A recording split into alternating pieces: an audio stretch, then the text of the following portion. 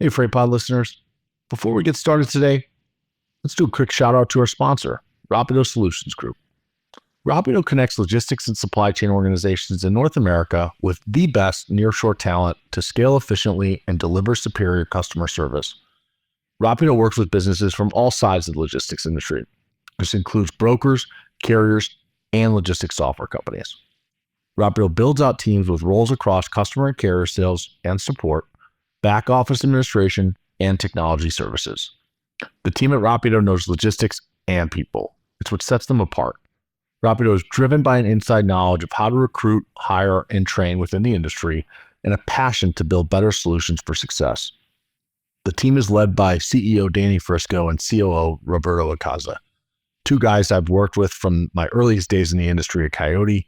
I have a long history with them and I trust them. I've even been a customer of theirs at Molo, and let me tell you, they made our business better. In the current market where everyone's trying to do more with less and save money, solutions like Rapido are a great place to start. To learn more, check them out at gorapido.com. That's gorapido.com.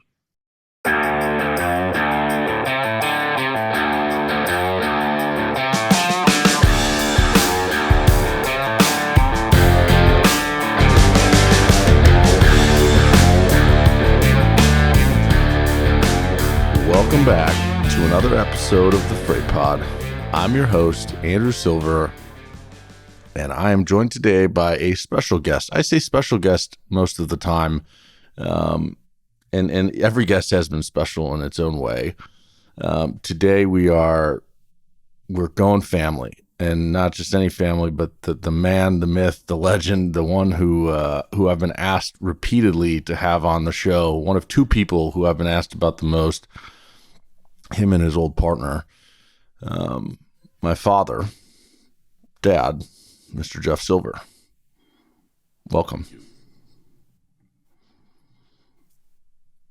So I'm not sure how I want to do this. Let me just break the fourth wall and let the audience know, like, this is challenging because I know that there's a lot people want to know about you, and those that don't know you probably mostly want to know about your time at Backhaulers, your time at Coyote, and now what you're building at Mastery. Those that do know you probably want to know more deeper, especially on the personal level, because, and I'm really grateful that I had my episode with Cole Stevens already, which you haven't heard yet because it will release 2 days from when we're recording. But Cole, who worked at his family business, Stevens Trucking, has worked for his dad for years. And the level of pride that he talks about his father with and the accomplishments and how impactful he's been to him, it's like this kind of unabashed pride. And I'm grateful to have been able to hear that before coming into this episode, because I think for me, I've shied away from being so overtly proud to be your kid. Not because I'm not, more so I think because of just the insecurity of like, I want to be my own man. I want to make my own career. And I'm glad that I got to see Cole with just beaming with pride, talking about how impactful his dad was, because now I'm coming into this and my goal this episode is to show the world kind of the brilliant man that you are, which is yeah, with the modesty you have, I know that's not a path you want to go down, but I think it comes out naturally in some respect. And so just let's start way back. So I'm going to let you walk us into Backhaulers, but before you do, take me back to college. University of Michigan, 18, 19 years old. What was life like for you back then? Well, we had a great football team. We had Anthony Carter. This is 1980 to 84. I really never knew what I wanted to do when I grew up while I was there. I started off there as an econ major, having no idea why I wanted to do that. And I switched ideas of what my major was about every 5 minutes. So I was an econ major. I was a Russian major. I did 3 semesters of 8 hours of intensive Russian at Michigan. I decided maybe I wanted to be a doctor like my father was, and I got to organic chemistry, and that proved to be a really bad idea. And I spent a huge amount of time trying to figure out what I wanted to do when I grew up, and never could figure out anything. Eventually, going into my junior year, I switched into Michigan's Computer and Electrical Engineering School. And this was the days of Fortran and carrying punch cards to the lab to try to get your programs to run. I have no idea what you're talking about. But somebody will. Some of the audience will. Keep going. And I'd always done super well in math, but I got to something in my first semester of my first year, or my junior year, but my first year in the engineering school, called Fourier systems. And I just wasn't very focused, and I was doing terribly. So I decided I better switch back into liberal arts where I could do okay. But before I did, I found this internship programming in Paris, and I could speak French well. I couldn't code, but I did have a Pascal class and a Fortran class on my transcript. I'm still convinced that I was the only one that applied for that internship because they gave it to me. And so I did the first year of that 2-year program, switched back, but before I left, I got this internship and then went off to Paris for the summer between my junior and senior year. And that turned out to be a pretty important move, really interesting at the time. I actually did learn how to code. I was part of a group that was working for a private company, but working with the French government and its education system. They had created their own language to write a software package to help the educational system of France manage its business. And the task at hand with this group of folks that I worked with over there was to translate all the stuff written in that language back into Pascal. And so I actually learned how to code there. I learned what Paris was like at the time. I learned what working in France was like at the time. And there it meant you started at 9 o'clock. At 10 o'clock, you went and had coffee for a half hour. At noon, you took a 2-hour lunch that was subsidized by the government for 2 hours. So you came back at 2, you worked till 2:30, you took another coffee till 3, and you left at 4. How we ever got anything done, I don't know. They offered me to stay on as a permanent job, but I had signed up to go to the University of Copenhagen in Denmark for the first semester of my senior year. So went off and did that. That was a phenomenal experience. And I came back and finished my degree at Michigan with a degree in economics. So partially because all the classes that I took in Denmark were more or less econ classes and appeared in Danish on the transcript anyway. So was school easy to you? Parts were challenging. All the language classes were easy.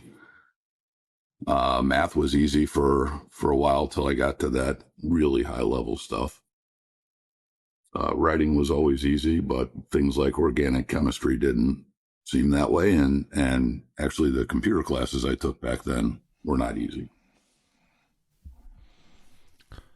And languages it's kind of hard to fathom. I would like our audience to better understand your relationship to languages. And I guess to start, I'll say that as a kid, one of my memories of anytime you drove us anywhere, whether it was to football practice, to the soccer game, to a friend's house, wherever, there was one of a few things being played in the car: Bob Marley, some other music, or more likely Pimsleur, and you were learning a language. How many languages do you speak today? I've studied about 23. I would say that I speak 10 or 11, probably passably well. What about languages is so attractive or interesting to you? Why study 23 different languages? I don't know. It's been very, very easy for me to do, at least with most languages. Some of them feel like I'm being reminded of something that I knew already before I went and learned them. Um, it really, you can't possibly, in my opinion, begin to understand another culture unless you can understand the language and how it's put together. There are so many pieces of language.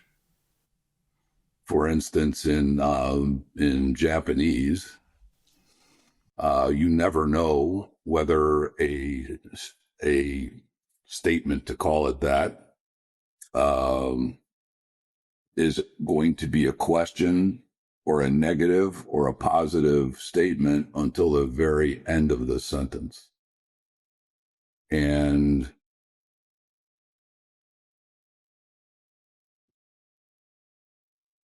that means that folks there are just by their very nature developing a different way of listening, a different need to listen to the very end of a thought before they can possibly think about responding or understand what the thought is. Right. That's really fascinating. I especially just think about how, like, in relationships with people or when someone gets frustrated, you can tell within the first, in English, like, you can tell very quickly if someone is, coming at you, or if there's a reason that you might get defensive. But I could see how if you didn't know the person's intent until the very last word, you would be able to listen better. Yeah. That's Yeah, and that occurs in a few languages, right? In German it's a little different where the verb is at the end of the sentence, so you're not really sure what's going on. In Finnish, there are these little particles that come at the end of, after nouns that describe that you're going to somewhere or that you're at the place or something, right?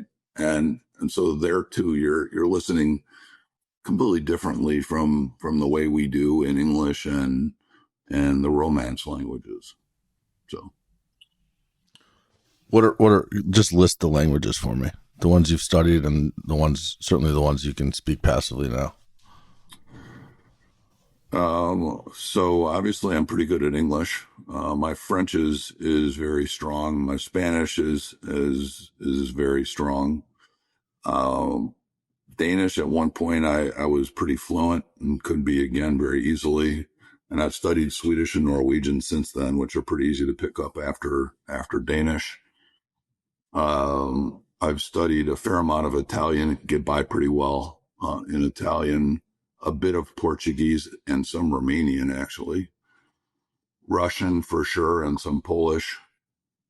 Um, Studied Greek, Hebrew, and Levantine Arabic. German, Dutch,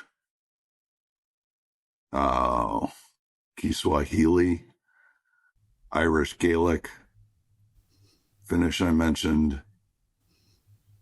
Yep. You got to get Mandarin, west or east. I'm sorry. Japanese.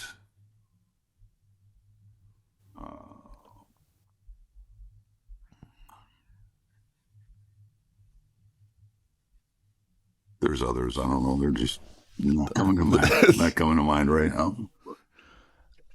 And if I remember correctly, Romanian is one you learned because the sommelier at the restaurant you went to all the time was Romanian. Constantine is a waiter, not a sommelier. And that guy was French, obviously.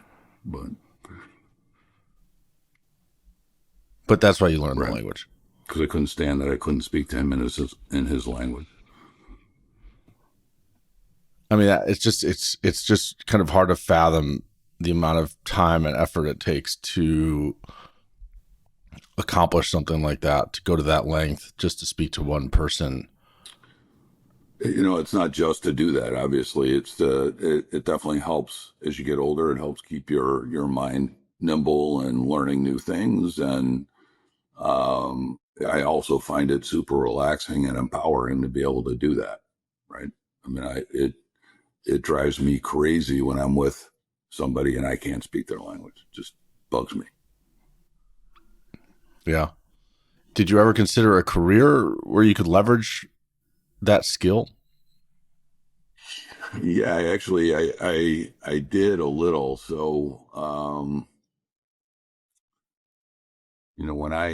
we'll talk about backhaulers, I would guess. But when I ended up there, I wasn't convinced I wanted to be in this industry at all. Um, my father was an ophthalmic surgeon. All of his friends were doctors, lawyers, or architects. Certainly nobody in the trucking business, not even any salespeople, because it was sort of a bad word to him.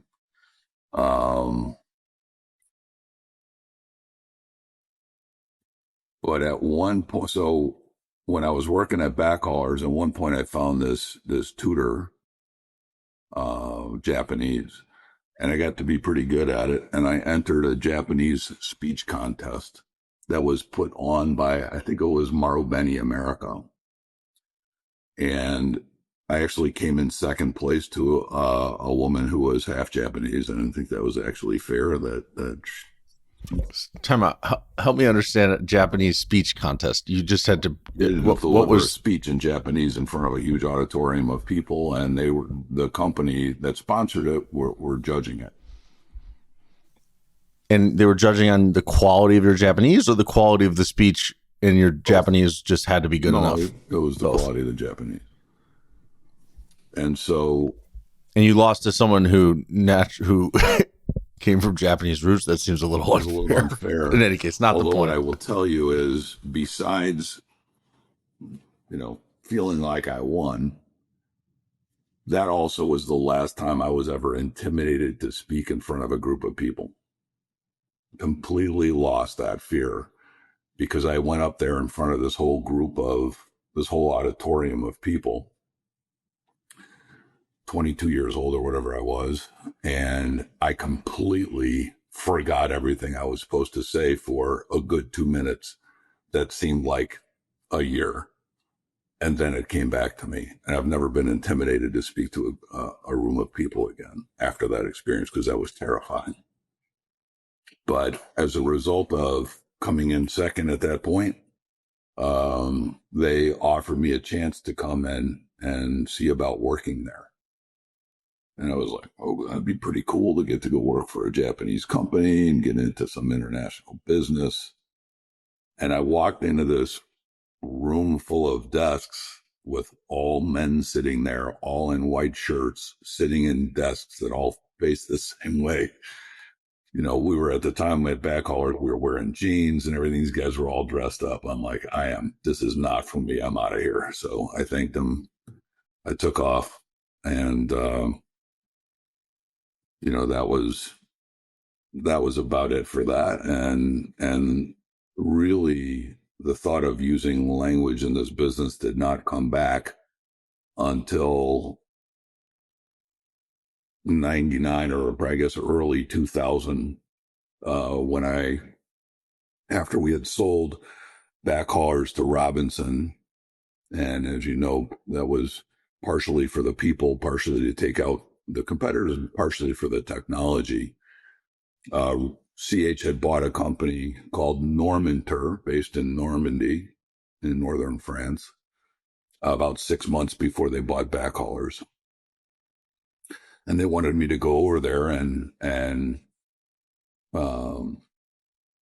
look at the possibility of what would be involved in making our system, which was called Express, work in the European offices. So there were 14 offices there at the time.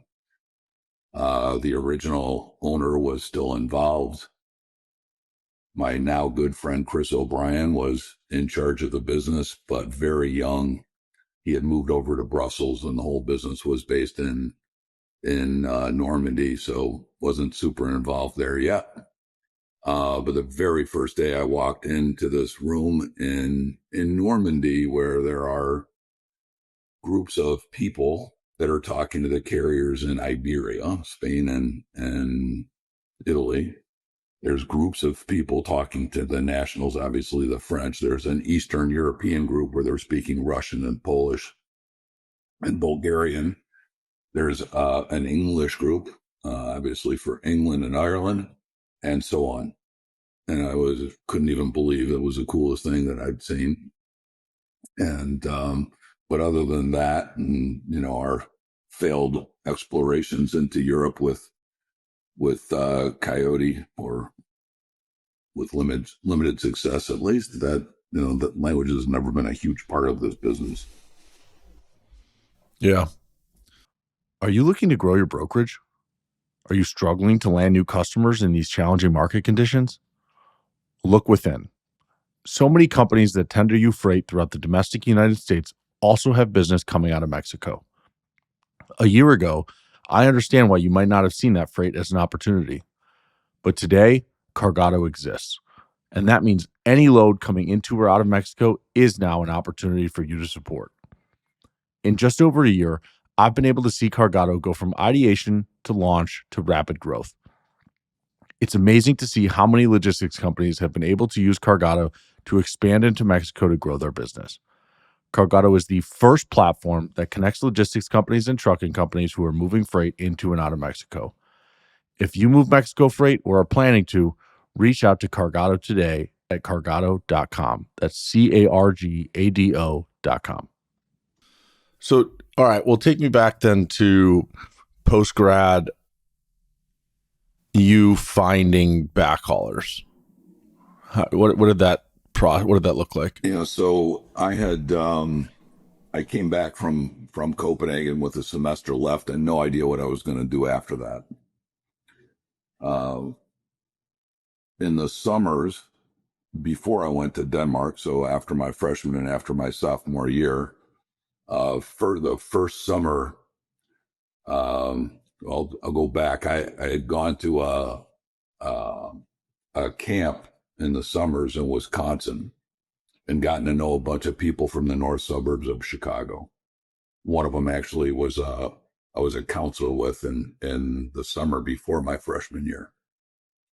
So I was in Chicago, or the north suburbs of Chicago, a fair amount while I was in college. So during the second semester of my senior year, on maybe spring break or something, I went to Northwestern and looked at the job board as a way to maybe find a job. And I found this actually, let me go back. I messed that up. This was in my freshman year, during spring break, I found a job for the first summer after my freshman year. And that job was to scrub yachts in Belmont Harbor in Chicago on Lake Michigan.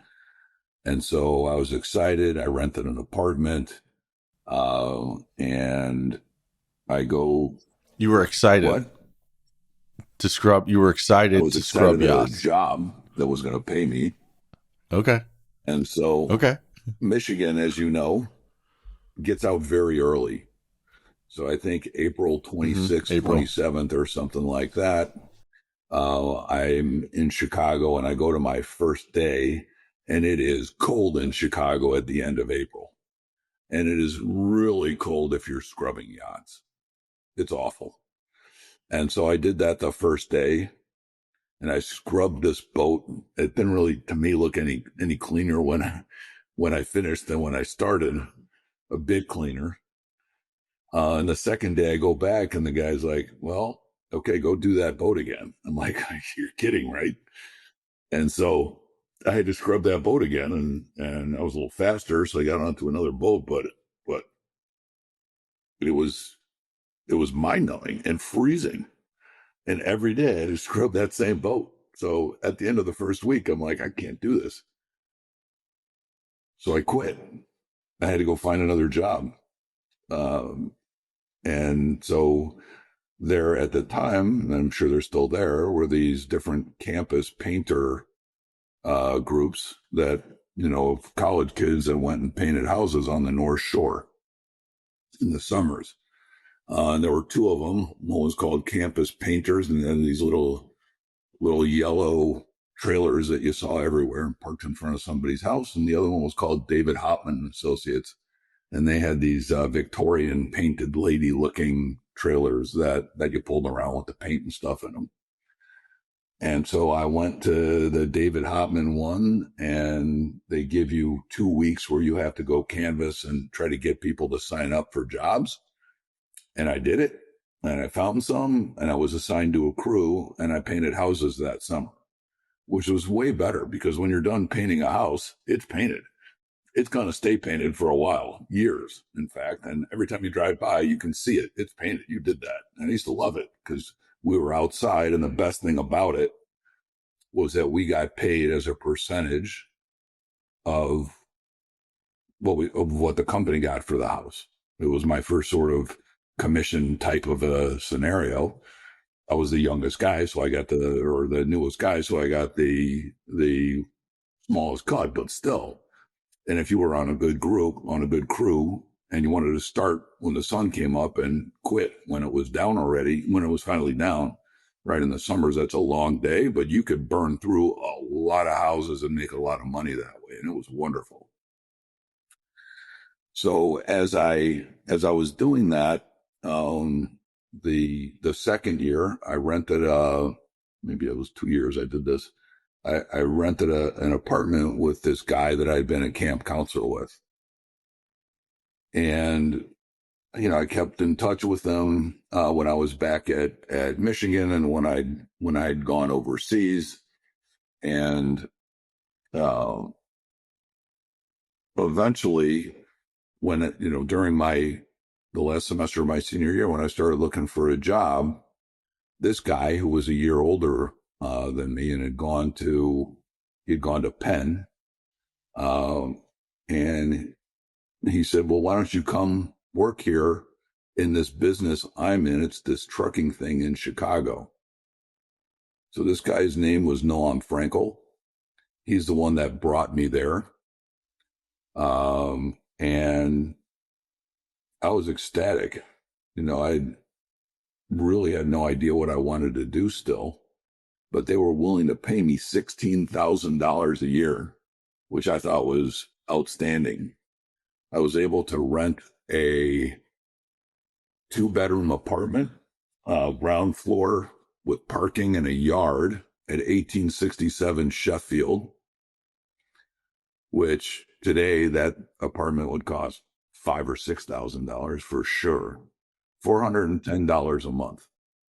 And I was off and running. So I came to Chicago. 1984. So I came to Chicago to work with Noam and this other guy named Paul Loeb. And it was just the two of them at the time. Paul's father was in the sand and minerals business, and we had a small, maybe 300 feet inside of an office that his dad had. His dad had one lady that helped him, and we had a young lady that came in a couple days a week to help get invoices out the door. So I show up in Chicago the very first day of work, like April 28th, 6th, something like that of 84. And I walk into this room and there are these slot boards on the wall with room for these 5x7 cards in them. There is a group of 4 of these vertical boards for each day of the work week.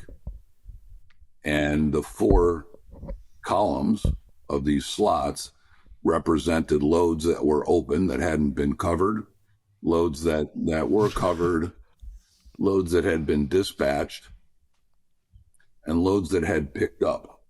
Only 4 columns. And the reason there were not 5, because when a load delivered, we took the card off the board, entered information on it into 2 different ledger books. One for the customer and how much we were going to bill the customer, and one for the carrier and how much we were going to pay the carrier. They gave me, Paul and Noam gave me a folding card table, a 3-button push button phone, and a Rolodex of all the trucking companies they had worked with, and told me to start calling the trucking companies, trying to find out where they had empty available trucks and match them to the loads on the wall. And I did that. That was my very first day. I was our first carrier person. So if, today when people talk about the Chicago way of brokerage or whatever, that was just the way we organized things. And I did that until we hired another guy, John Thompson, who was eventually to go and start American Transport Group. And he was our carrier department after that. We hired a bunch of people to work with him, and I started selling to customers. So what was Paul's idea for this business? I mean, the industry had been deregulated. Why was Paul doing this? What did he see as the opportunity? Or did he even realize? I'm not telling his story. You got to convince him to come on this thing. There's no chance. Although granted, my wife was giving me shit last night because she's like, do you remember when this thing first started? And I said, you got to get Jeff on. And you said, there's not a chance in the world. And at that same time, you had also only ever listened to one podcast, and it was about the color blue. So things changed, maybe. I don't know. I did text him and a few months ago, and his response to me was, I've stayed incognito for 42 years. I'll do anything for you, but not this. It was definitely him. I'm definitely, I lean that way, but as you know, I'm a little less incognito than he is. But the way Paul got into the business, actually technically maybe slightly before it was deregulated enough for him to do this, but I don't think he realized that, involved his brother-in-law and a neighbor, one who worked for his brother-in-law, I think was working for, I'm going to screw this up, but a company that was making brake shoes out in the middle of Nebraska that had to come back to Chicago, and his neighbor who worked for a mattress company that had a private fleet that was delivering out into Nebraska and coming back empty. And Paul realized that he could, help everybody and make money doing it. So that's how he started doing it. Now, C.H. Robinson had been in business since 1905, if I'm not mistaken. They'd been around for a long time in doing this. Before the industry was deregulated, you were still allowed to do freight brokerage, but only with what were called exempt commodities. And that includes produce. And so they were forever. That's how they, were born as part of a grocery business, and eventually became a transportation business for these exempt commodities. But in the early 80s, when things were deregulated, then everything changed. So Robinson had this kind of massive leg up from having built the infrastructure for this produce business, that by the time the industry was deregulated, it set the stage for them to become the kind of gold standard, or the behemoth of the industry that they are today. When Paul started Backhaulers, that first couple of years, was there a lot of competition, or like what were the biggest challenges that you all ran into as you were building the business? Everything was a challenge. Carriers didn't want to work with brokers. Shippers generally didn't want to work with brokers. things were very, very different. There were two types of equipment, two sizes of equipment. Everything was a 48 footer, 45 or a 48, and there were starting to be some 53-foot trailers. Um, there were folks that worked with Robinson. I think Alan Lund was already in business. He had left CH and was out there, and there were a few of those. There were shipper agents and things like that. But the big challenge was convincing somebody that brokerages was okay, right? And I mean, the good news was that if there wasn't this proliferation of a lot of bad actors at the time because there weren't that many actors. But at the same time, people weren't used to doing this. Yeah, because it feels like, when you say you had to convince them to be okay with brokers, it's not like the way that I had to grow up convincing someone to work with a broker, because when I had to do it, there was already years of history and a connotation surrounding brokers that was based on historical performance of many of the brokers in the space. When you had to do it for the first time, it was different, right? And I'm just curious what that was like, if you could kind of help us get into the interaction of you reaching out to shippers. Like, what were those rejections? What was that like relative to how it is today, or how it was in the last 10 years? Well, I think it's way different today. I mean, today, anybody who's a shipper has hundreds or thousands of brokers beating down their door plus carriers, right? Certainly was not Of that course. then.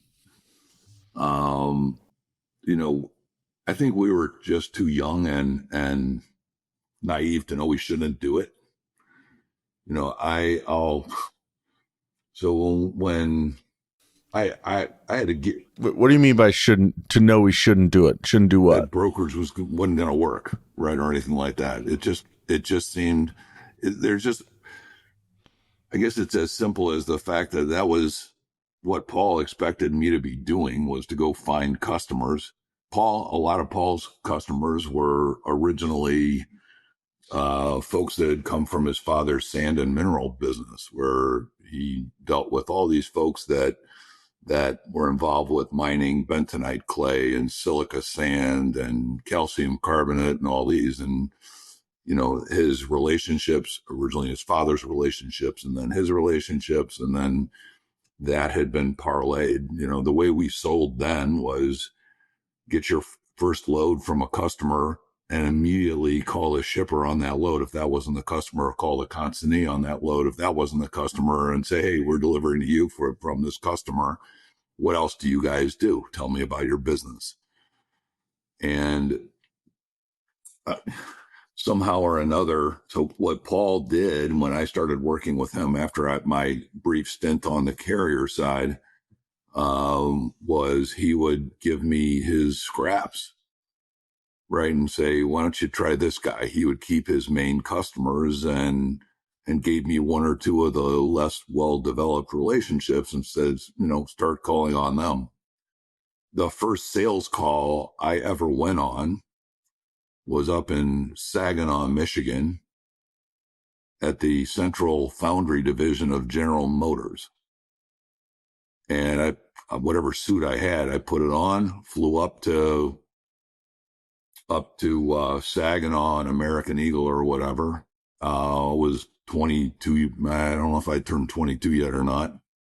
Probably not. I was probably 21. And I went and saw this guy named Lee Neer, who was just so perplexed that such a young kid would come up, that they actually gave us a contract, that we started hauling for General Motors, at least this division of them.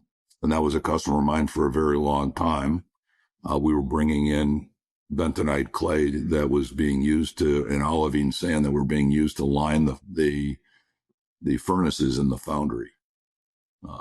So after that, I found, just by accident, I went to a block party, and found a customer that, another of Paul's accounts that he had had run into. So there was originally another guy involved in backhaulers, a guy named Jim Stone, who was from the family that at one point owned Stone Container, which eventually merged with Jefferson Smurfit and Container Corporation of America and all these other companies.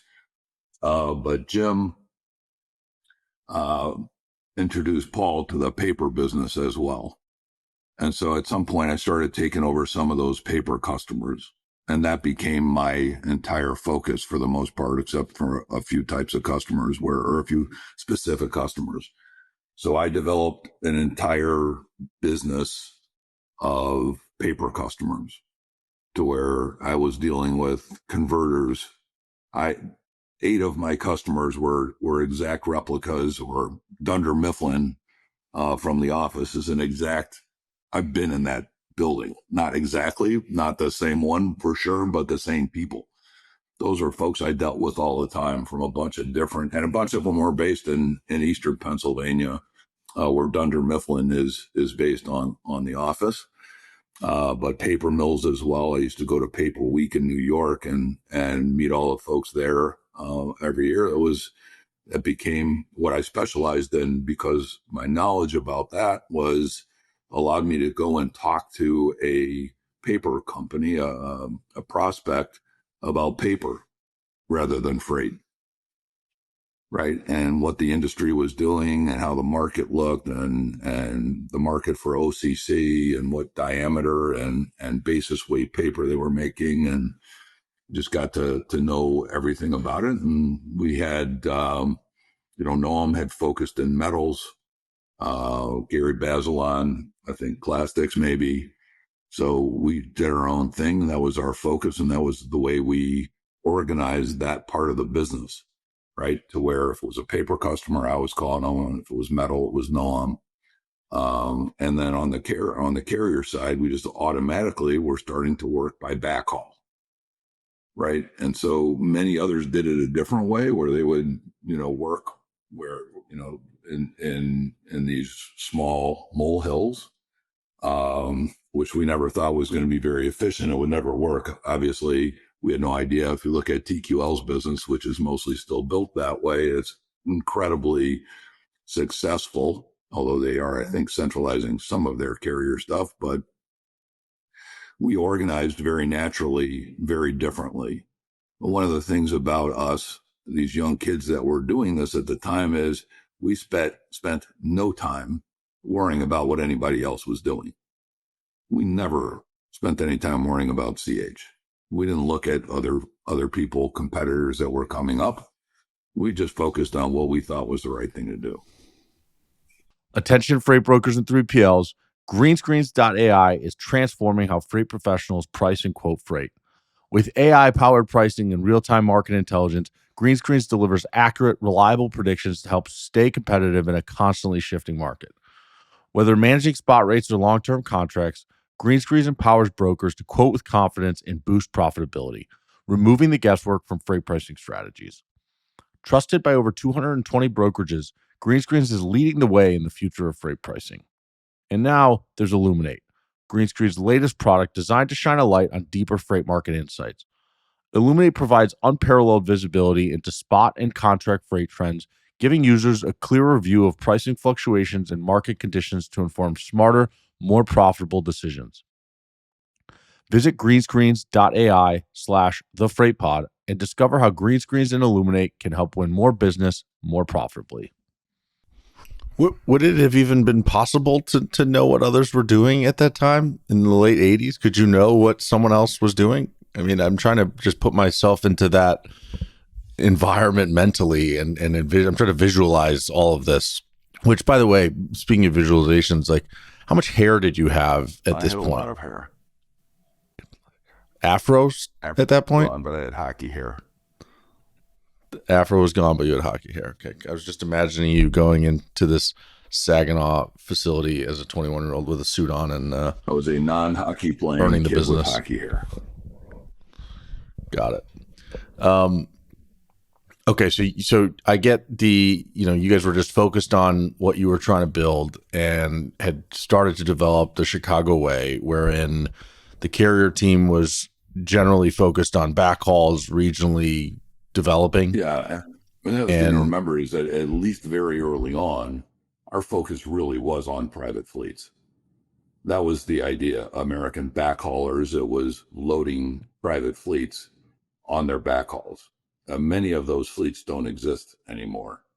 So Carnation Company had Carnico Transport. I mean, there were the Singer business. Singer had a Singer makes sewing machines and made some other stuff at the time, but they had a private fleet, and every time we could, we would load these private fleets. Culligan had a private fleet, um, and that was what we tried to do that anytime we could.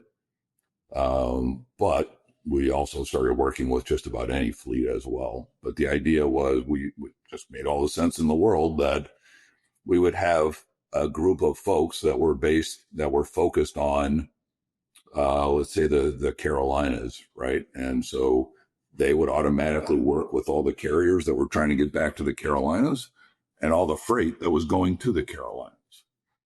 So whenever they had a carrier on the phone, if that guy had a truck in Chicago or Washington State or Washington, Missouri, it wouldn't matter. The guy was trying to go back to the Carolinas. So that carrier rep that was dealing with that Carolina carrier would be able to offer them all the loads without restriction. They didn't have their own loads that they were trying to push or sell over the benefit to the company, like a lot yeah, of the other method do. yeah, and that, I mean, that's always been a cornerstone of, well, I guess, backhaulers and certainly Coyote in your business and your mindset of what great brokerage looks like is, structuring the business in a way that optimizes itself with how you pay people, how you incentivize them in terms of their responsibilities, and putting them in a position to want to make decisions that optimize the business or make the business run as efficiently as possible. Um, but you have seen, obviously, your credit comments to TQL's model is like there's clearly another way that has the potential for significant Yeah, I success. mean there's good and bad to both. Um, there haven't been too many that have scaled the other way, the way TQL has, the non-Chicago way, whatever that's called. So Yeah, cradle to grave. Talk to me about the culture. Like define the American backhaulers culture for me. you got to look at it in two phases. Phase one, we definitely had fun.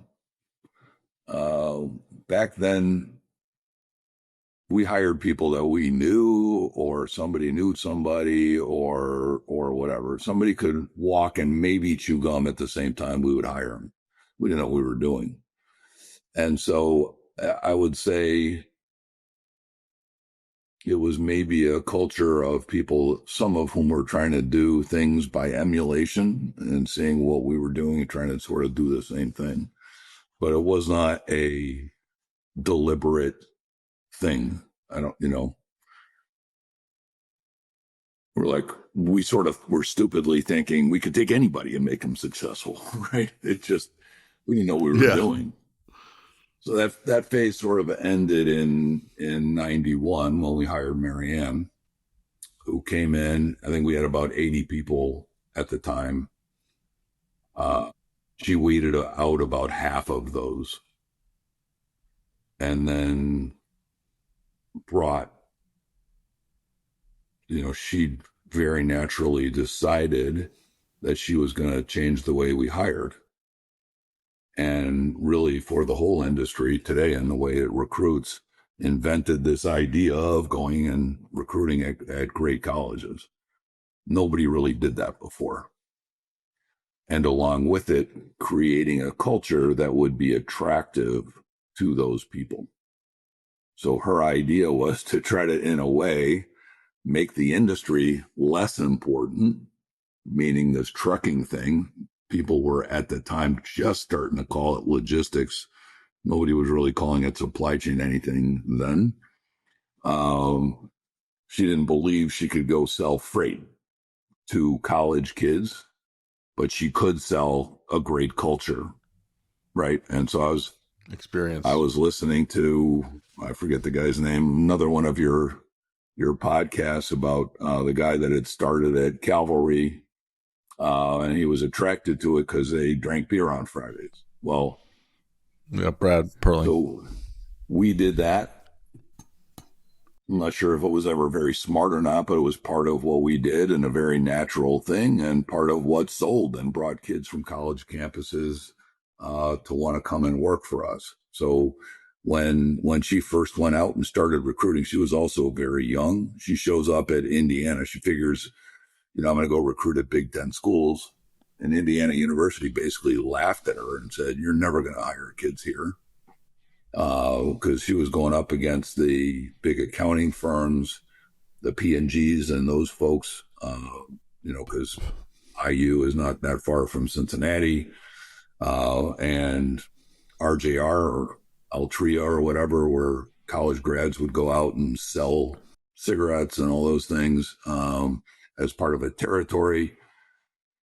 And she was successful. And 2 or 3 years later, she was, we were the largest recruiter at Indiana. And she did the same thing in Michigan State. And with that came a drastic change to the culture, and one that was really based on making it a deliberate culture in the first place. Right? This idea of work hard and play hard. And frankly, I think very often the work hard part was what everybody looked at. I'm sorry, the play hard part was what people looked at as opposed to the work hard, and not really the folks that we would hire. They got it because so many of them came from a reference that was already working for us, from the same fraternity, from the same sports team. But people will look at us and see there's ping pong tables, and there's beer Fridays, and there's this and that and the other, and not realize how hard it is of a job and how much you really have to work. But for the right folks, it's a great place. And so that whole idea of finding the right folks that want to work like that want to work in that environment is sort of a self-propagating thing for the type of culture that allowed us to be super successful. When did you notice that the business was taking off? That this was really going to be something that you couldn't just be the naive running around, we can make anyone successful. Like, there's got to be a point where you're like, holy cow, this is a real business. What happened? I No? mean, we made a lot of money. I made a lot of money. A lot of us made a lot of money, but we never thought about it that way, really, or at least I don't remember. None of us had MBAs. We eventually hired a CFO kind of guy that had an MBA, but we thought it was silly. There's, what do we need an MBA for? That was not a thing, right? I mean, we just did things that seemed natural, like the idea of creating our own technology. There was no other choice for that, for sure. There was nothing you could buy that was worth anything. That was what I wanted to ask, because there had to be a point where you're looking around and saying, like, these punch cards, we have 80 employees, 100 employees, like, how many freaking punch cards can we have? So that we need to change this. That started very early.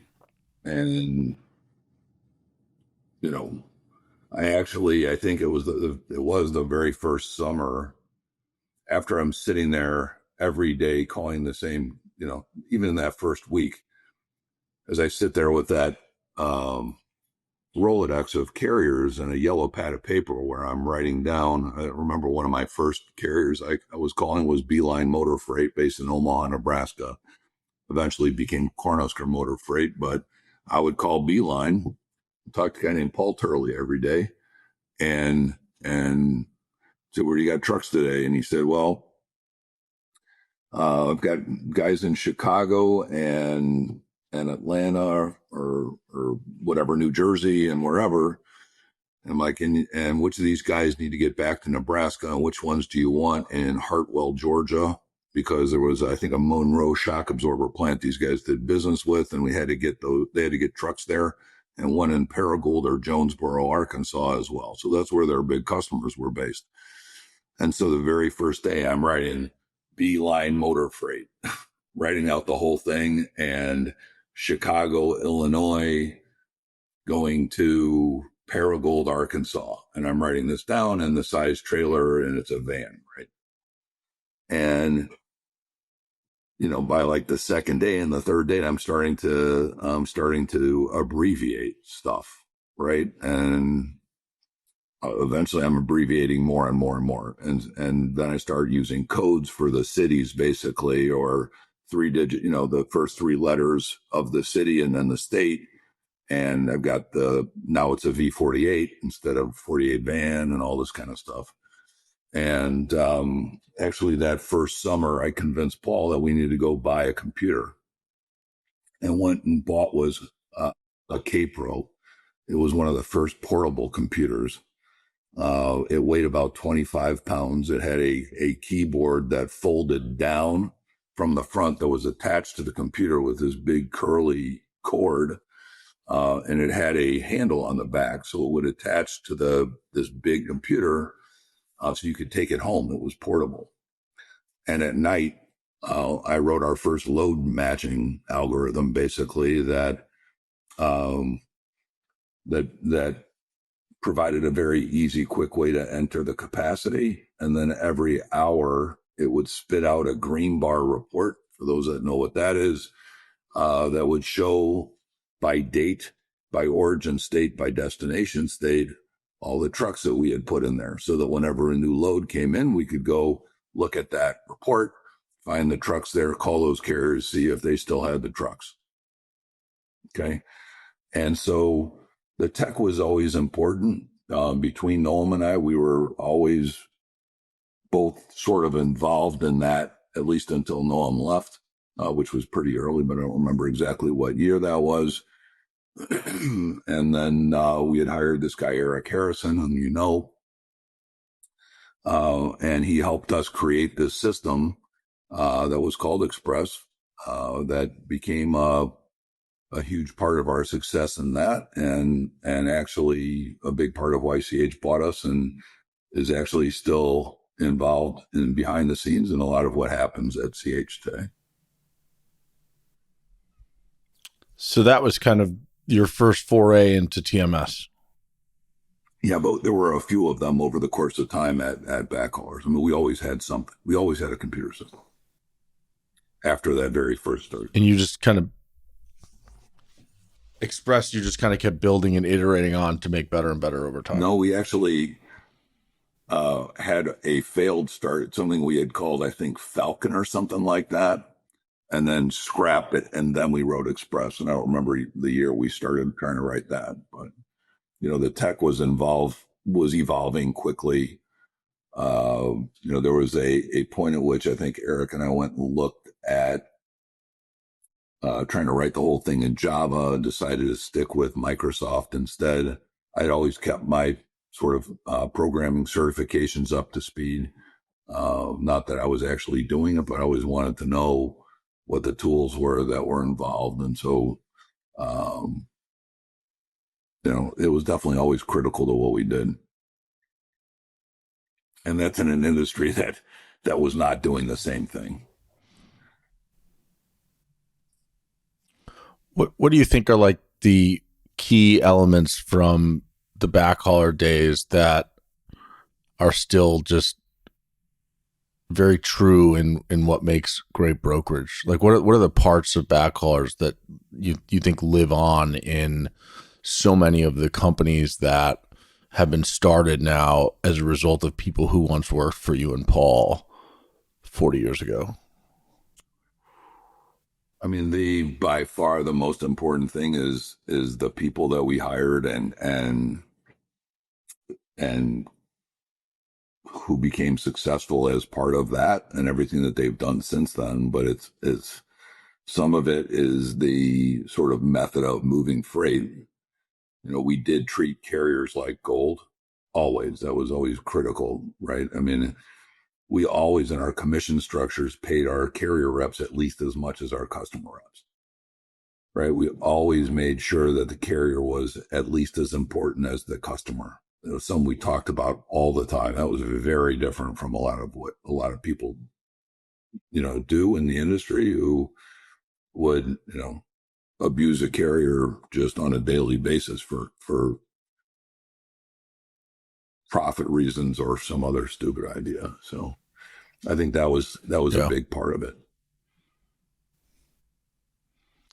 What about Paul? What made Paul so unique or great at what he did? Always a great guy. He's a great relationship person. He has the Midas touch. Everything he touches turns to gold. At Mola, we built a great company, and I'm proud of the work we did. We knew when to ask for help, and sometimes that meant going outside of our own company. I'm proud we built an ecosystem of trusted partners like Metaphora. When we needed differentiated industry expertise in business consulting or technology services, we looked to Peter, Ryan, and the team at Metaphora. They've consistently delivered value in the transportation and logistics space for over a decade for mid-market and enterprise brokers, for shippers, carriers, private equity, and freight tech companies. At Molo, we use Metaphora to solve problems we simply couldn't on our own.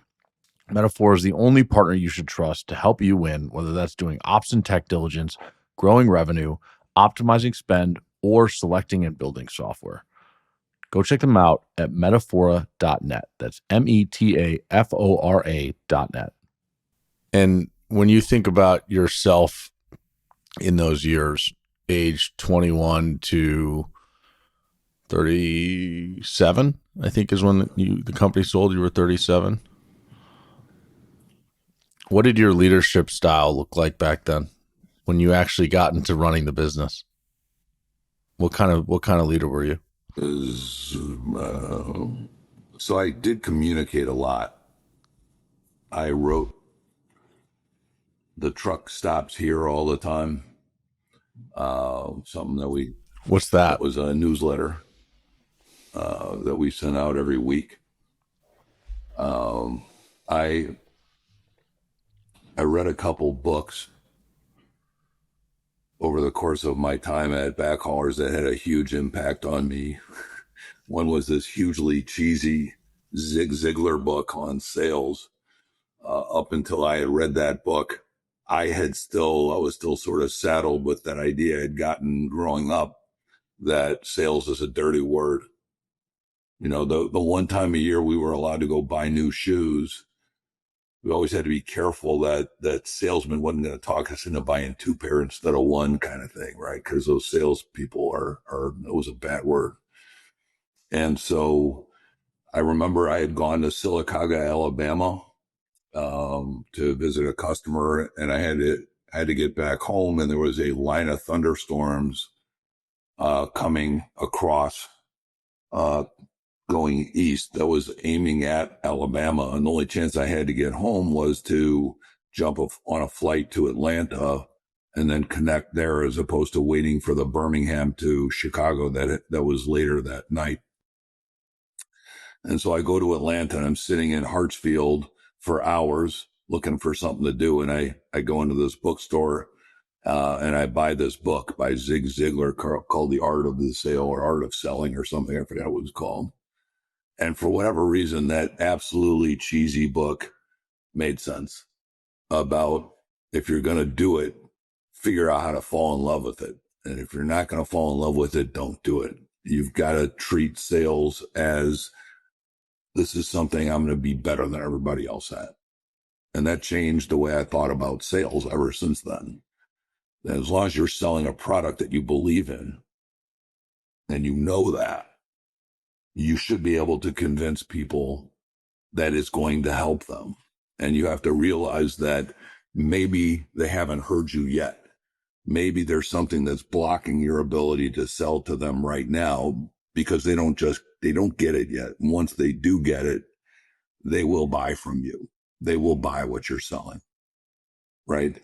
So that was a transformative moment for me, having read that book, as cheesy as it was. Another book that I read was Wait. What other elements, whether coming from the book or just now your experience, do you realize make a great salesperson?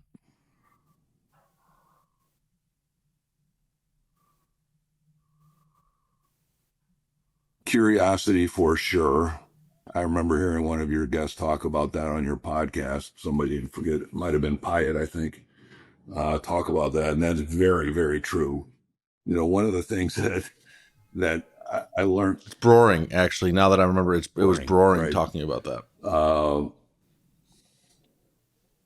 One of the things that you realize is that, and we used to teach all of our trainees this immediately when they came into training class at Coyote, but the most powerful thing that you can do in selling is shut up and listen. Customers don't want to hear you talk. They want to talk. They want you to hear them. And if you can learn how to shut up, you've got half the battle won already. Not everybody can learn how to shut up. That's a very critical thing. That includes learning how to ask for the sale and then shutting up and not trying to talk yourself out of it. Silence, quiet is very uncomfortable for people. That's why some people just never shut up.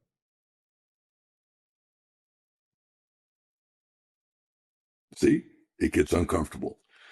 And so learning to do that is very, very critical. But mostly, you know, the whole thing about having two ears and one mouth and letting the two ears do the work and the mouth not, right? But I think that curiosity, really learning about what makes a paper company work, and that is, I think, the coolest thing about what we're doing now at Mastery, where I get to spend my time with the CEOs of these trucking companies, where every bit of that has been a learning process. Yeah, I know a lot of the customers they have were our customers before, and I know those. I'd never gotten to really interact with professional truck drivers before and really get to know what they care about or what it's like to run a trucking company.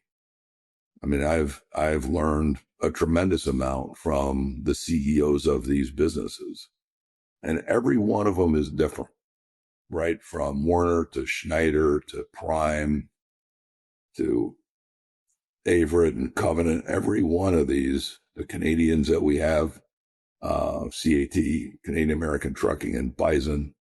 Every one of these companies is different. They run completely differently. They care about different things. And that is, for me, has made this in some ways even cooler than the other things before, because we're not, you know, when you are selling freight, you're trying to get a customer to give you business, right? And they're going to protect themselves a bit, and they're going to share certain things and not certain things. And we had great customer relationships. This is a whole different story. Once somebody has bought our TMS and it is being embedded in their business and becomes crucially important, the conversations that we have with them now are way different. You know, they're doing well depends on our really helping them as much as possible. At least that's what we're trying to do. And really understanding their business is absolutely necessary in order to do that, right? At the scale that we're talking about. Well, especially because in a lot of cases, as pertains to technology, you know, the statement made by every VC that's invested in this space is, and it's been made by everybody else too, is that the trucking industry has always been so far behind on technology, and in a lot of ways, that is definitely true. And so, the relationship, the intimacy. Let me stop you, because there's a really important distinction here. Go ahead. That is 100% true on the trucking industry. It is not true on the freight brokerage industry. I agree. That's a good distinction. granted, I said trucking for a reason. So we were going to get to the brokerage element in Coyote. We're not there yet. We got a long way to go. But the comment I wanted to make was,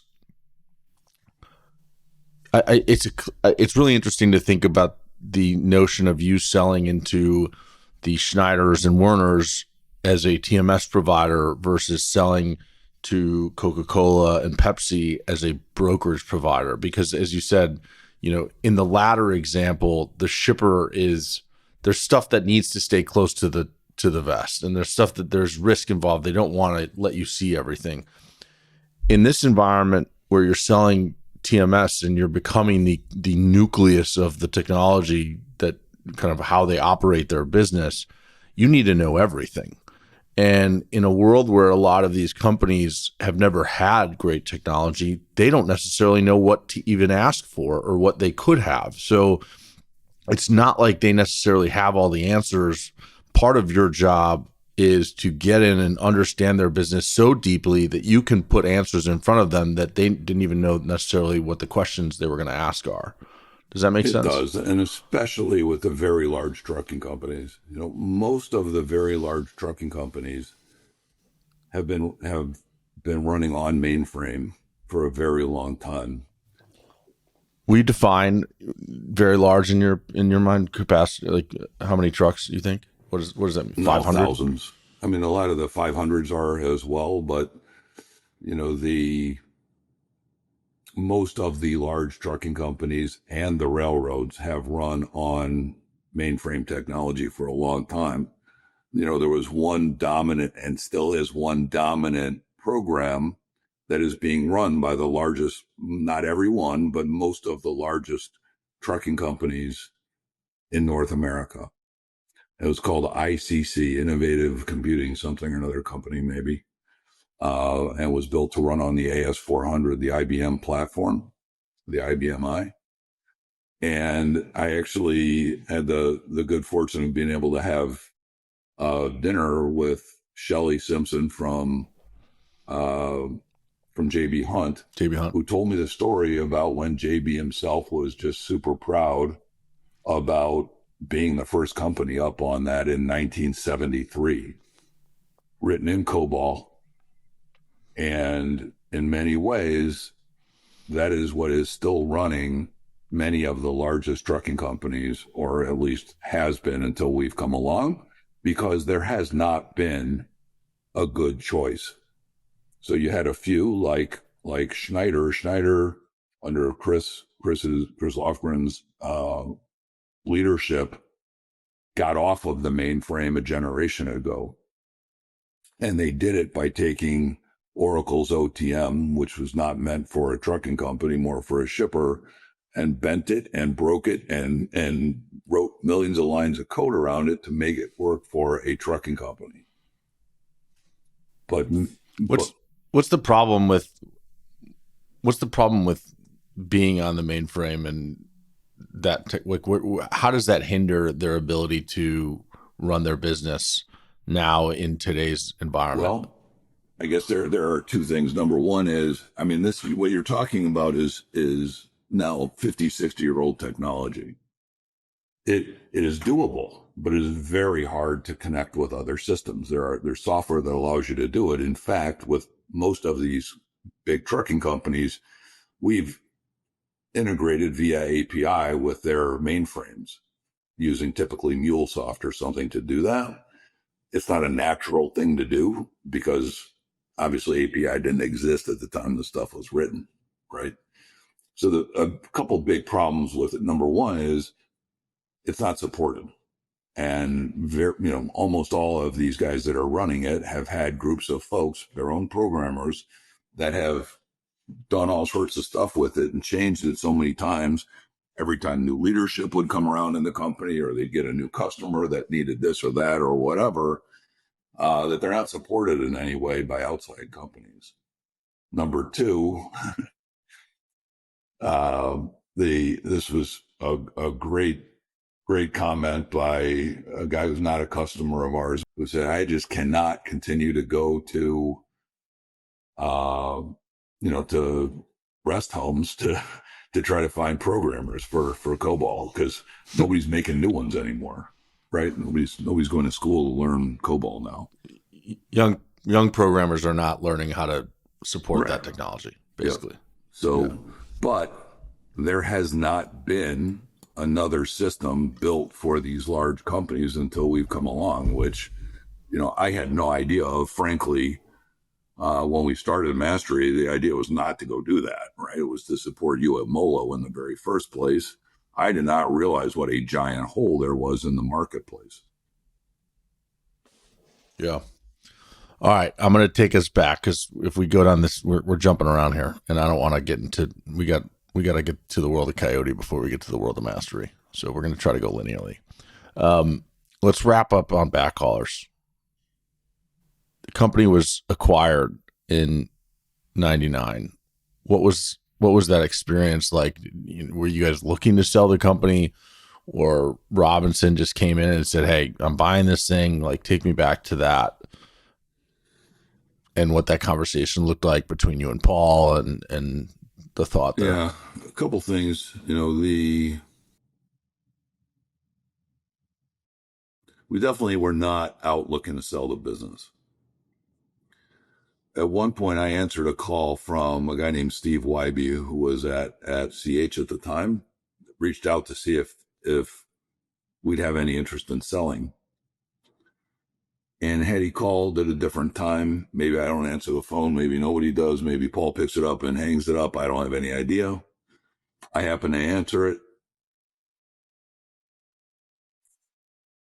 We had just at the time, not too long before that, unfortunately, there had been an accident with two of Marianne's recruiters were killed in a car accident that while they were out recruiting, and that really was a gut punch that took some of the fun out of everything that we had done at Backhaulers and the whole experience. I'm not sure, had that not happened, that we had been ready to sell at that point, but that was part of it. I don't know what else, but these guys, this guy Steve called, and I'm not getting into the numbers, but I turned to Paul and said, "How much money do you want for the business?" And he gave me a number, and I said, "Well, if I can sell it for more than that, can I keep the rest?" And he said, "Sure." And so I flew up to Eden Prairie and met with them, showed them our technology. They had been down the path of trying to build their own new system. What they had at the time was much more of a way of sort of recording loads that had already happened. In fact, they called loads files at the time. Loads that had already happened, as opposed to a way of moving freight. And actually, there are still a bunch of systems that do that. There was no way really at all of very quickly entering a truck in their new thing they were trying to develop, which in a funny way was actually called Silver Bullet, that they thought was going to be their silver bullet for all their technology needs. I was instead, but so this thing, you would have to put a truck in or record a truck, which they didn't really want to do, but if they did, you had to click on the origin state and then put in a city, and then click on the destination state on a map and put in, or something like that. It was like 4 or 5 screens long just to put a truck in. And even back then, you could put a truck in Express in 4 or 5 clicks if you knew the code for the city and you had set the defaults up for the truck or whatever. And so they saw that technology. They let their head of technology go, I think maybe the next day. And we ended up doing a deal with them.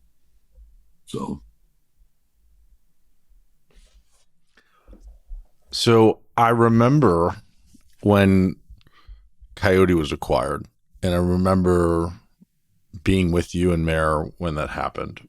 And I also remember selling Molo and the mental anguish I went through and what I saw you guys go through when contemplating having an employee base that you deeply care about, that you've had all this fun with and built incredible relationships in this journey you've been on together, and then selling it and putting it in the hands of someone who you kind of don't know from Adam to an extent.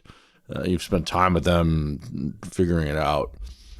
What was that piece like for you? And was that a big deal? Was that something you were worried about culturally, or were you worried about your people and what could happen to them by becoming part of this much bigger company? Talk to me about that. I think I was way too naive the first time. I did not know what that would feel like.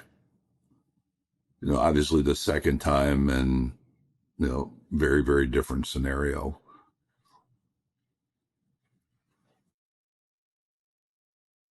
I think that it's always hard. Um,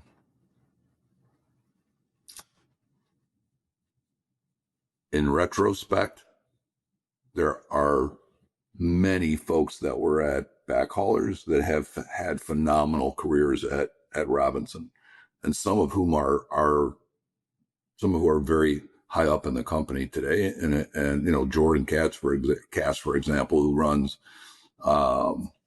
TMC,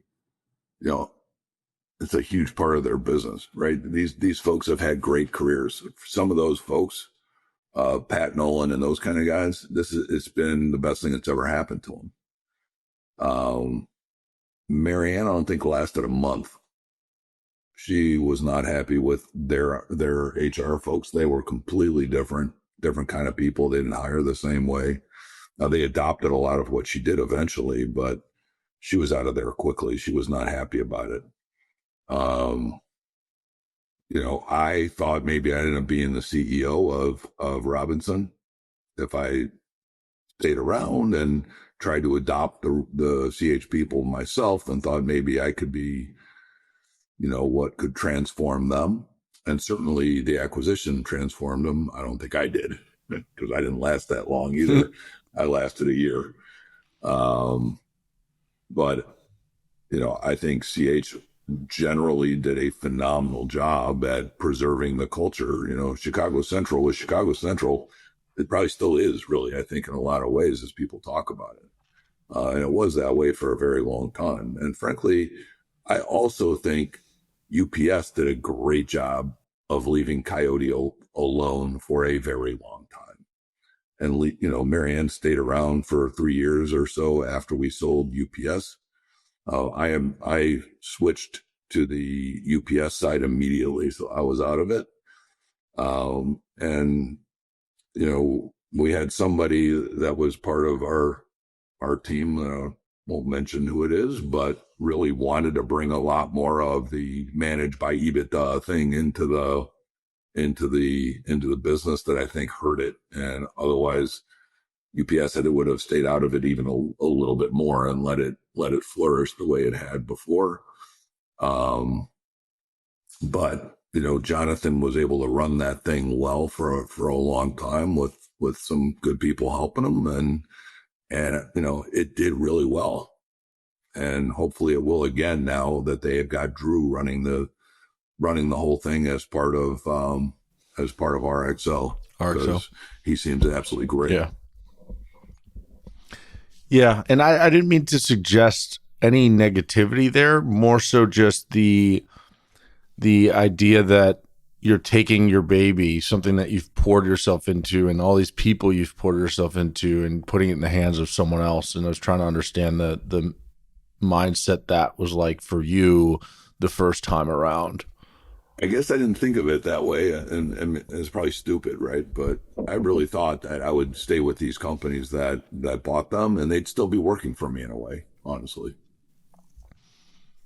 Yeah, that's reasonable, because I had the same thoughts through my own acquisition experience 2 years ago, but we don't need to go there. I'm curious. And Paul, he was selling and then he was done. No, he stayed around for a while. He was pretty frustrated, honestly, and then he left. I mean, I think it's reasonable to say that the Backhaulers acquisition by Robinson could be, if you were to list the most successful acquisitions in our industry's history, that's got to be one of For them. sure. I mean, it really, if you think about it, I think we were around 300 million in sales when we sold to CH. They were 2.7 billion.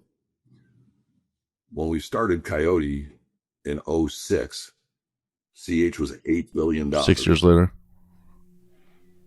They had gone from 3 to 8 in that time. Partially, though Echo was around by then and TQL was doing well, they did not have a real scale of a competitor going hard at them. Because, they embraced the tech, they embraced the folks, and it did really well. They also made another good acquisition with what do you call it? Stefan Rambeau's business, Phoenix International. And they had done some others as well, but that also was pretty transformative for them. Those were the two acquisitions that they did that had a huge impact. So 25 years removed from that sale and 25 to 40 years removed from that experience of what you and Paul did together with all those amazing people. When I worked at Coyote, I was a sales guy. I did a number of roles, but I never got to go to a conference because there were tons of salespeople, and I just wasn't at the level that I would be going to any of the conferences. And I feel like when I got to Molo, the first conference I went to was Blue Jays conference, which is now E2 Open. It was called SOAR down in Florida. And I remember I was there with Brokerage. And that was the first time I had kind of been exposed to the outside world of brokerage, outside of the kind of cocoon of Coyote. And it was also kind of the first time I had really been exposed, like in depth, to your influence on the brokerage world. Because as I walked around that conference, the number of people who came up to me and were like, wait a second, you're Jeff Silver's kid? I owe my career to him. I owe my career to him and Paul. And I wouldn't be where I am today if it weren't for what they did for me and what we did together and the doors they opened for me. It's, and anyone who's ever tried to do like a historical tree of the roots of this industry, everything kind of in brokerage leads back to the business you, Paul, and your team built together. What is it like to have had such a profound impact on so many people and to have created so much opportunity? Like when you look back on that now, what does that feel like? Just makes me feel old, frankly. I mean, first of all, I think there's way too many conferences and people spend way too much time at these conferences just talking to each other and not helping their businesses very much. But it's a deflection. What? No, I'm going to answer the question. I said that's a deflection. I just wanted to. I think there are some folks that they just spend a tremendous amount of time doing that, and it's too much, and it's too much effort and wasted money. But because we just don't need that many conferences. Some of them are good though. But I had an experience doing that not all that long ago at Food Shippers or somewhere or wherever I was, and I had umpteen people. First of all, a bunch of old backhaulers and old Coyote or former Coyote people or people that are still there coming up, but then also people I didn't know at all coming and saying I wouldn't be in this industry without you. And it's embarrassing for one thing, but it's also cool that I've been able to have that impact, or that Paul and I were able to, and some other folks for sure. But when I first went to a conference, I think it was the TIA, which at the time was called the TBCA, the Transportation Brokers Conference of America. It wasn't even the TIA yet. And I was by far the youngest kid there. I mean, there were some old truckers that were there. There were guys that had started little brokerages or whatever that were the big shots, and it's just amazing how fast all of a sudden I'm the oldest guy there. It's crazy. That's mostly what it makes me feel like, you know. All right, I'll accept that answer. Yeah. So you get kicked out of Robinson. I didn't get kicked out. I was given the choice.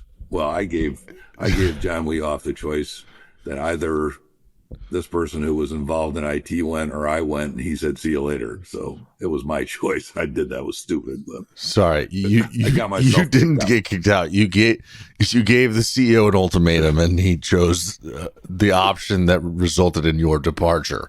Sorry, I will rephrase that. What next? Well, I never thought I'd be back in the industry again. You know, I had agreed to a 5-year non-compete, which, regardless of whether it was legal, once I signed something, I was never going to go back on it. You know, the two littlest Silvers were born in 00 and 02. And shout out Brian and Johnny, the 6th and 7th of the children. And for the audience that didn't know that. So, you know, it was great to be able to spend time at home and coach you in football. And, you know, to the extent I was able to help do that. Being in another business was the last thing on my mind at that point. You know, we were tired. We had made a fair amount of money. You know, we went on vacation to Jamaica and all over the place. Turkeys and cookies, as Lexi used to call Turks and Caicos, all over the place. And I wasn't too worried about it.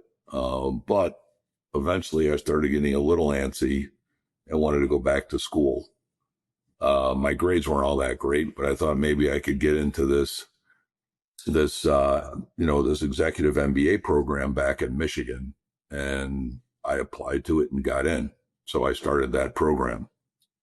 And my whole idea at the time was I would try this MBA thing because it didn't seem that hard. And if I liked it, then maybe I'd go get a PhD and teach, which absolutely makes no sense at all in retrospect, but because that's not what you would do with an MBA anyway. But I decided to do that. And then they let me in. It was Michigan. So I was gung-ho, wanted to go. So what were you thinking about wanting to teach? I had no idea.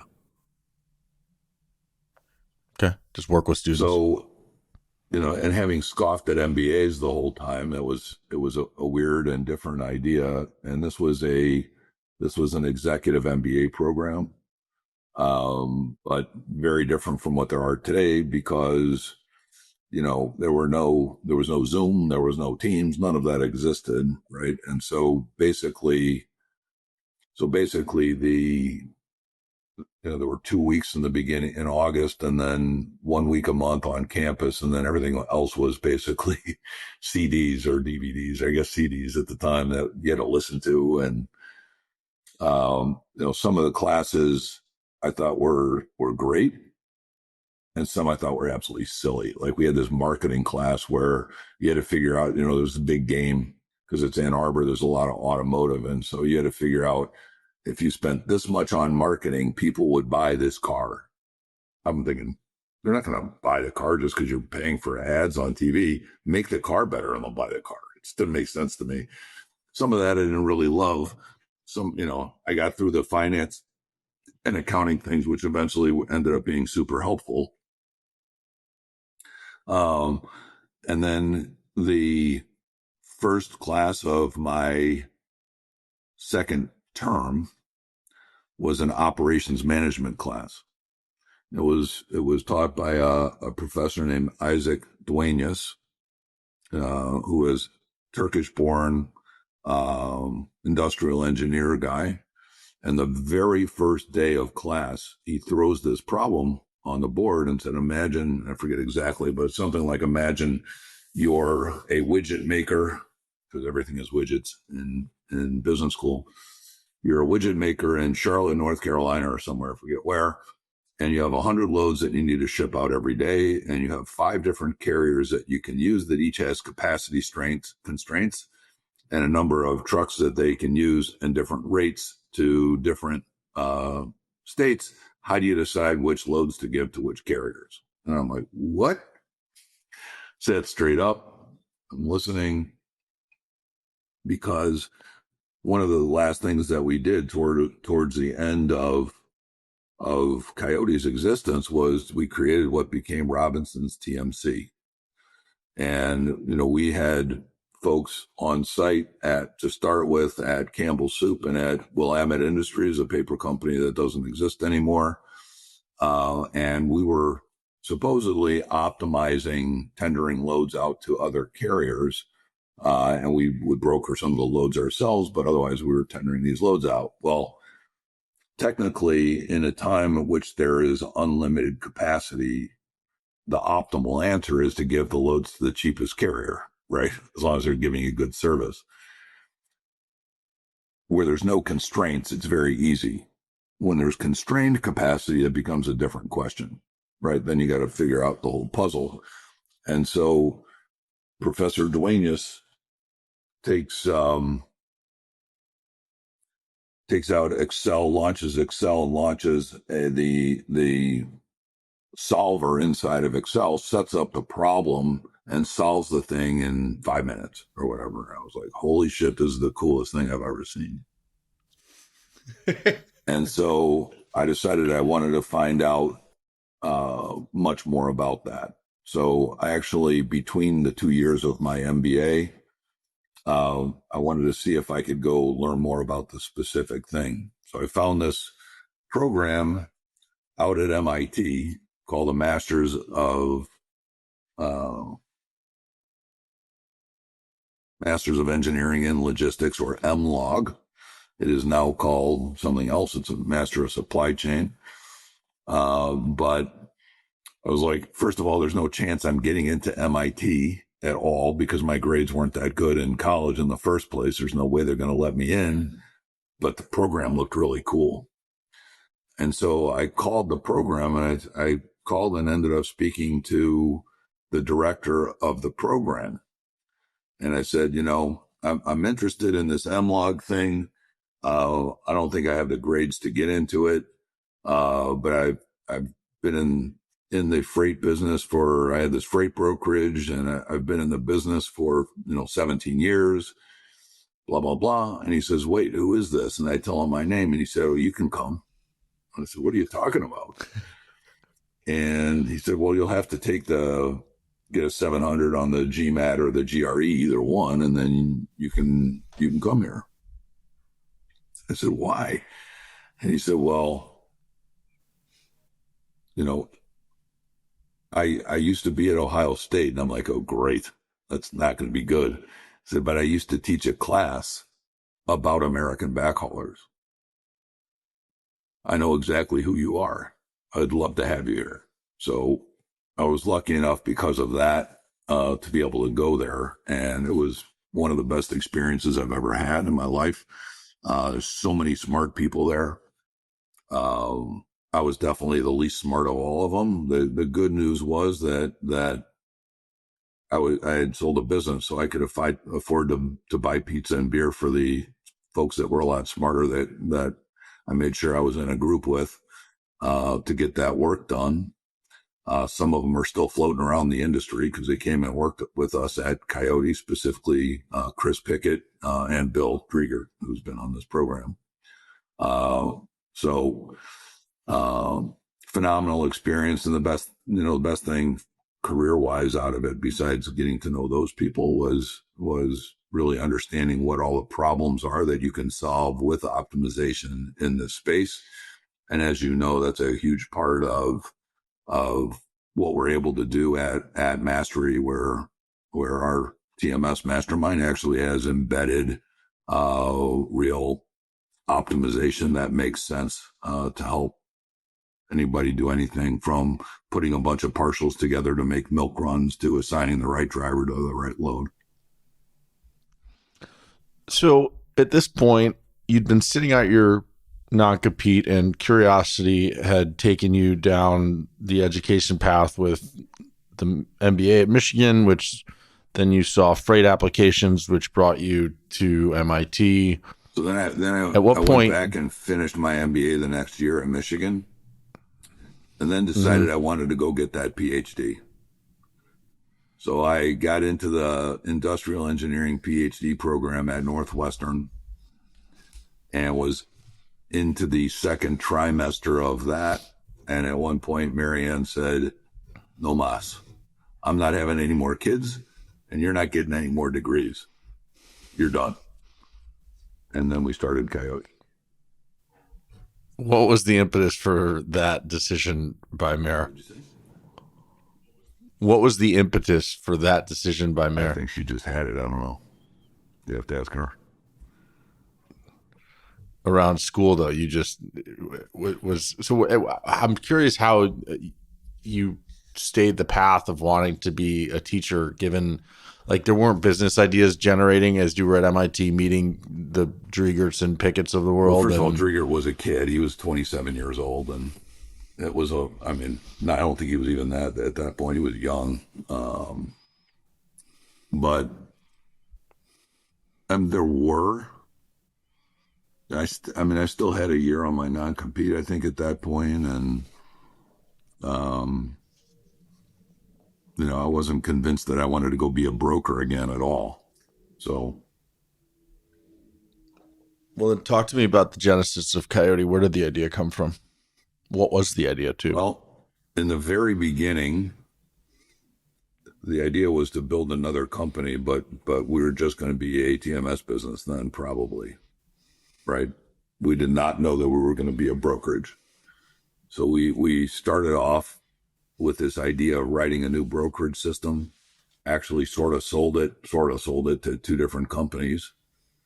And then I had heard from one of those, or a couple of those folks from Robinson's office in Normandy, and they were starting a business over there, and they needed technology. So I agreed to make that a system that they would be able to use in Europe as well, with Coyote's, with our TMS that we were going to write. So I went over there and visited them, and we had hired a couple of developers that we started with at Coyote. I'd go and visit them. Then I went with them to go see a customer once over in France, and then I went again. And I think the third time I went to visit them, and I was with customers, and they were getting their offices set up, and I was, figuring out, because we were, I think, severely underpricing the software that we were selling at the time, thinking about what the business would be worth versus another brokerage. And on my way home from Paris, that third time, I decided that I don't want to be a technology company where you just, and I didn't know what I was doing, but where you just sell the software once and never deal with the customer again. I thought that's how it worked. Obviously, I have learned very differently this time, but I thought that I would not have that same long-term interaction with customers that I had in a brokerage. And I thought the long-term financial results wouldn't be as good. So pivoted very quickly. I was lucky to hear from Paul that Mark Ford was available. He had been a carrier guy at Backhaulers, and he was available and looking for something to do, and we were able to hire him to be our carrier department to start with and build it. And we were off and running with Coyote.